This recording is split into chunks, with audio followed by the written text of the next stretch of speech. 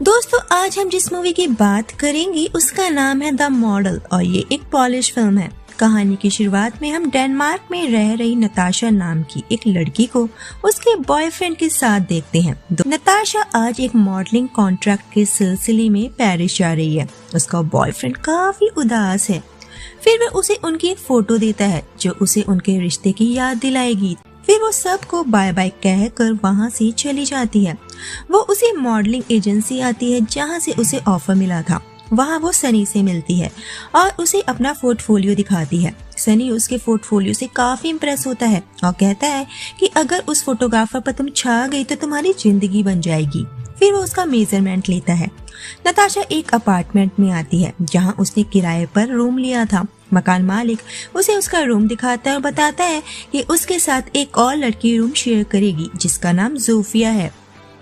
फिर वो अपना सामान अनपैक करती है, बॉयफ्रेंड की दी हुई फोटो दीवार पर लगाती है और अपने पहले मॉडलिंग शूट की लोकेशन पर पहुंच जाती है जहां हम उस शूट के फोटोग्राफर शेन से मिलते हैं और वो नताशा और एक मेल मॉडल को समझाता है कि कैसे पोज देना है। शूट शुरू होता है और शेन नताशा को उस मॉडल के बैक पर किस करने को कहता है, लेकिन नताशा काफी शाय फील कर रही थी। शेन काफी इरिटेट हो जाता है। वो उसे बाहर बुलाता और कहता है कि तुम्हारी जो भी पर्सनल प्रॉब्लम है उसे 5 मिनट में शॉर्ट आउट करो। शूट फिर से शुरू होता है, लेकिन नताशा के जॉम्बी वाले एक्सप्रेशन से शेन पगला जाता है और नताशा को उस शूट से निकाल देता है। वो वापस अपने रूम में आती है और देखती है कि उसका सामान बिखरा पड़ा है। उस रूम में जोफिया बैठी हुई थी। जोफिया ने नताशा का सारा सामान बिखरा दिया था क्योंकि नताशा ने जोफिया की साइड पर अपने कपड़े टांगे हुए थे। नताशा अपना सामान बटोरने लगती है। जोफिया नताशा से खुद को इंट्रोड्यूस करवाती है। उसके बाद नताशा के घर से फोन आता है और वो शूट के बारे में पूछते हैं। नताशा झूठ बोलती कि उसका शूट काफी अच्छा रहा। अगले दिन वो फिर से सनी से मिलती है। सनी को पता है कि नताशा का शूट अच्छा नहीं रहा। वो नताशा को समझाता है कि शायद वो अभी तैयार नहीं है और फिर वो उसे कुछ साल बाद वापस आकर मॉडलिंग में ट्राई करने को कहता है। नताशा काफी अपसेट हो जाती है। जब वो घर पर नहा रही थी तब उसे ऐसा लगता है कि कोई उसे छिपकर देख रहा हो, लेकिन उसे वहाँ कोई भी नजर नहीं आता। जोफिया उसे उसके साथ एक पार्टी में साथ चलने को कहती है ताकि उसका मूड अच्छा हो जाए। दोनों पार्टी में सज धज कर पहुंच जाती हैं। उस पार्टी में उसे शेन भी दिखता है। उसके बाद वो शेन को लगातार देखने लगती है। जोफिया कहती है कि वो शेन वाइट है और उसे शेन का काम काफी पसंद है। शेन नताशा को उसे ताड़ते हुए देख लेता है। नताशा फ्लोर पर डांस करने लगती है और फिर वो शेन के पास आकर उसे अपने साथ फ्लोर पर ले जाती है और उसे सेड्यूस करने लगती है। जब शेन उसके साथ फ्री होने लगता है वो वहाँ से चली जाती है। ये बात शेन को काफी अजीब लगती है। अगले दिन जोफिया नताशा से पूछती है कि उसने अपना फोन क्यों ऑफ किया हुआ है, एजेंसी उसे कॉल कर रही है।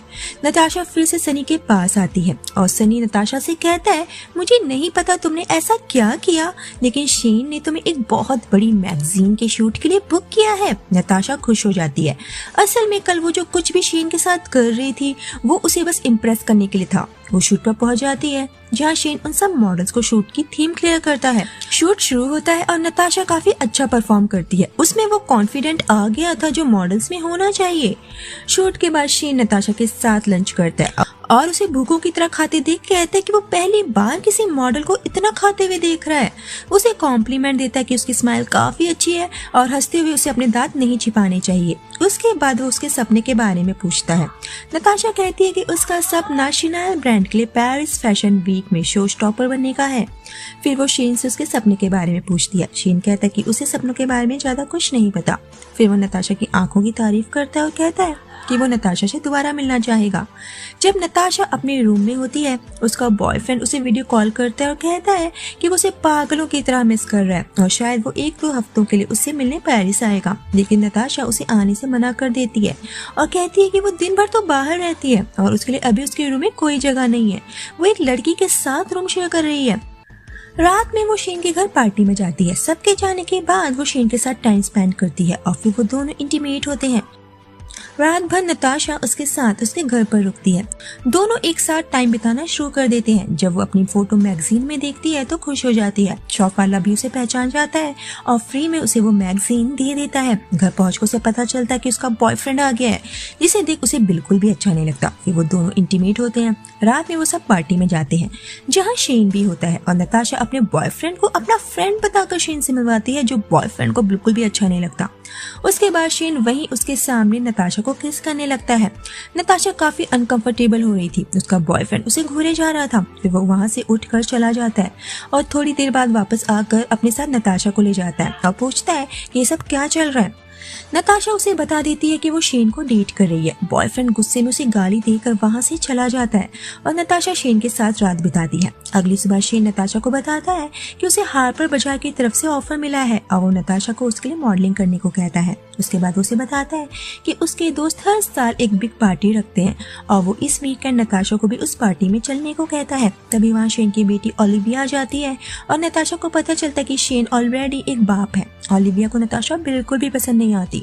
वहाँ रूम में नताशा के बॉयफ्रेंड ने एक नोट छोड़ा हुआ था कि नताशा को उसके $5000 वापस करने हैं, वो पैसे उसके अकाउंट में डाल दे। वीकेंड पर शेन और नताशा पार्टी के लिए कैसल पहुंच जाते हैं, जहाँ ट्रेडिशन के नाम पर ये कहा जाता है कि आपको आपके बगल में बैठे पार्टनर को किस करना है ताकि आप उसे अच्छे से जान सके। नताशा को ये अजीब लगता है, लेकिन जब वो शेन को किसी दूसरी लड़की को किस करते हुए देखती है, वो भी अपने बगल में बैठे आदमी को किस करने लगती है। उसके बाद शेन पार्टी में उसी लड़की से बात कर रहा था। नताशा को जलन होने लगती है। वो शेन के पास आती है और कहती है कि वो थक गई है और अपने रूम में जाना चाहती है। शेन कहता है कि वो अभी थोड़ी देर और यहाँ रुकेगा। काफी देर वेट करने के बाद भी जब शेन नहीं आता, नताशा नीचे आती है, जहाँ उसे एक आदमी मिलता है जिसका नाम सेबेस्टियन है। वो नताशा के साथ फ्लर्ट करने लगता है और उससे कहता है कि शेन का इस तरह से दूसरी लड़कियों के साथ मजे करना आम बात है और वो अभी भी लिंडा नाम की किसी लड़की के साथ है। वो बताता है कि उसने नताशा की फोटोज देखी हैं और वो काफी खूबसूरत है। वो चाहता है कि नताशा उसके लिए मॉडलिंग करे। नताशा पूछती है कि वो क्या करता है। सेबेस्टियन बताता है कि वो शनेल ब्रांड का हेड है।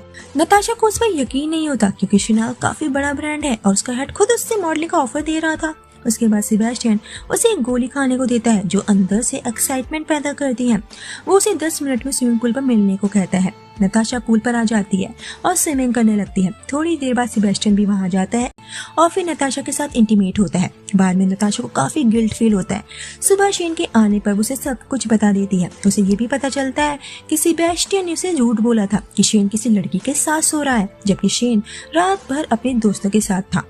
शेन सेबेस्टियन के पास आता है और उसे खूब मारता है और नताशा को वहीं छोड़कर वापस घर चला जाता है। उन दोनों का ब्रेकअप हो चुका है, लेकिन नताशा ये एक्सेप्ट करने को तैयार नहीं है। वो शेन को बहुत कॉल करती है, लेकिन वो जवाब नहीं देता। उसे ये भी पता चलता है कि शेन ने उसे हार्पर बाजार के प्रोजेक्ट से निकाल दिया है। वो शूट पर पहुंच जाती है और उससे माफी मांगती है, लेकिन शेन कहता है कि उनके बीच जो भी था वो अब खत्म हो चुका है। फिर नताशा एक प्रेगनेंसी किट खरीदती है और दोबारा शेन से मिलती है। वो उसे बताती है कि वो प्रेग्नेंट है। ये जानने के बाद शेन और उसके बीच में सब कुछ नॉर्मल हो जाता है। नताशा को वापस से शूट्स मिलने लगते हैं। नताशा जोफिया के साथ है और वो जोफिया से बताती है कि वो और शेन वापस से रिलेशनशिप में आ गए हैं। उसने शेन से झूठ कहा था कि वो प्रेग्नेंट है, लेकिन ये सब उसने शेन को वापस पाने के लिए कहा था। वो इन सब बातों को सीक्रेट रखने को कहती है। शेन को पता चल जाता है कि नताशा प्रेग्नेंट नहीं है। वो नताशा को अपने दिमाग का इलाज कराने को कहता है और अपने घर से निकाल देता है। नताशा जोफिया को कॉल करती है क्योंकि सब पता है कि उसी ने शेन को ये सब बताया है, लेकिन जोफिया ना तो उसका कॉल पिक करती है और न ही कॉल बैक करती है। एक शूट के दौरान उसे एक दूसरी मॉडल से पता चलता है कि शेन जोफिया को डेट कर रहा है। वो बिना शूट पूरा किए वहाँ से चली जाती है। घर आकर वो जोफिया के साथ लड़ती है। मकान मालिक आकर उन्हें रोकता है। जोफिया उस रूम को छोड़कर हमेशा के लिए चली जाती है। अगले दिन नताशा शेन की बेटी ओलिविया की स्कूल जाती है और उससे पूछती है कि क्या तुम्हारे पापा जोफिया को डेट कर रहे हैं। ओलिविया कहती है कि मुझे नहीं पता। रूम पर मकान मालिक और नताशा अकेले हैं। नताशा ड्रिंक कर रही है। उसके बाद वो मकान मालिक की गोदी में आकर बैठ जाती है और पूछती है कि तुम मुझे छिपकर नहाते हुए देखते थे, मुझे पता है कि तुम मुझे पसंद करते हो।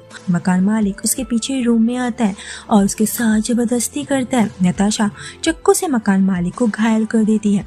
बाद में हम देखते हैं कि नताशा को पुलिस वापस डेनमार्क उसके घर भेज रही है। नताशा जब अपने रूम में होती है, उसका बॉयफ्रेंड उसके पास वापस आ जाता है, वो उसे माफ कर देता है। एक दिन उसे सनी का फोन आता है, वो उसे बताता है कि उसका मकान मालिक हॉस्पिटल से डिस्चार्ज कर दिया गया है और उस पर तुम्हारे रेप के चार्जेस लगे हैं। फिर वो उसे बताता है कि उसे शिनाल ने अपनी फैशन वीक के लिए अप्रोच किया है, उन्हें नताशा का काम बहुत पसंद आया है, लेकिन सनी ने उनसे कह दिया है कि वो ये शो नहीं कर पाएगी। लेकिन यही तो नताशा का सपना था, शिनाल के लिए शो स्टॉपर बनना। वो सनी को कोई जवाब नहीं देती और मूवी एक ओपन एंडिंग के साथ खत्म हो जाती है।